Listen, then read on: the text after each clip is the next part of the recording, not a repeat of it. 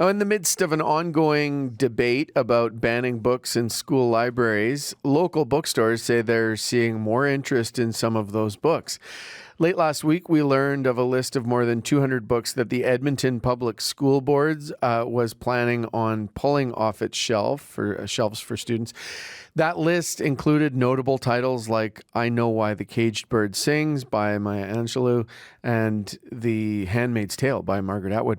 Now, the Alberta government has hit pause on the order for the removal of books containing sexually explicit content from K to 12 schools, saying new rules will be coming.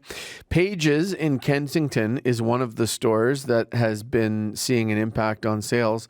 Laurel Juba is the store's manager, and she joins us now. Good morning. Good morning. Thanks for speaking with us. So which of these books that were going to be banned are selling more than usual at your shop? Margaret Atwood we sell constantly. But recently we've seen an increase in other Canadian titles that maybe aren't common for people to think about. For example, Heather O'Neill's Lullabies for Little Criminals. We sell every couple weeks or so. It's an older title, but this week we've been selling every used copy we have, every new copy we have. So that's surprising. She's also a Canadian female author. We've also been selling a couple young adult novels that have been on that list to people who are not young adults and who normally wouldn't be reading that kind of stuff. What kind of conversations are you and others having at the bookstore around people looking for these books? I would say it's mostly people wanting to see for themselves what the content in these books is. I also know that a lot of people are maybe taking this as an excuse to say, oh, they're banning that? That's a classic. Why haven't I read that? I need to read that. Like with 1984, The Handmaid's Tale, or even I know Alice Walker's The Color Purple was on there. I think that just had its, I want to say like 50th anniversary. Okay.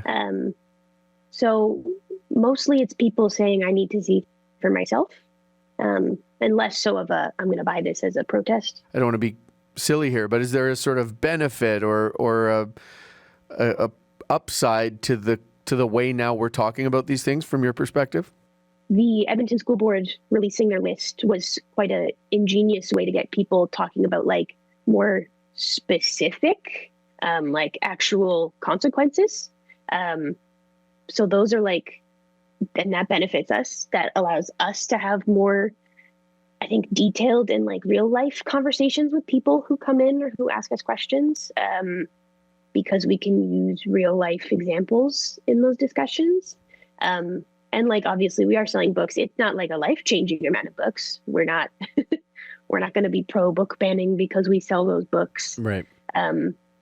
But I think seeing, the real world results of kind of ambiguous, esoteric, very vague ministerial orders definitely helps people like see the real life consequences. Because they'll be like, oh, I read that in school. There was nothing in there that I think is very bad, or like, it starts conversations a lot easier. And I think it's a lot more encouraging for people to like get involved and like read and like actually know what it is people are making decisions on.